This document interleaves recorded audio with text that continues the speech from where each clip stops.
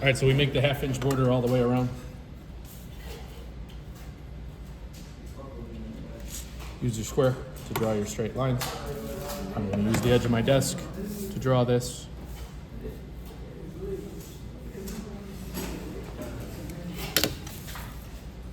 Measure my other 1/2 inch. My other 1/2 inch. Again, using that square, flipping it around to draw our straight lines. That way, line it all up, drawing my line. All right, the drawing then calls for a 2 inch offset from the bottom. So I'm gonna measure up 2 inches, make a mark on both sides.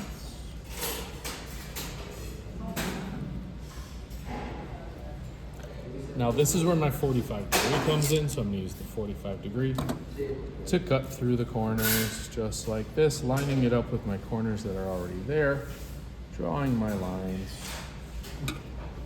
flip this around, use my 45 degree angle, line it up with what already exists. My 2 inch one, this is where I'm using my desk so I can keep the drawing straight, slide it out, draw my line all the way up through the 2 inch mark, draw my line all the way up through the 2 inch mark.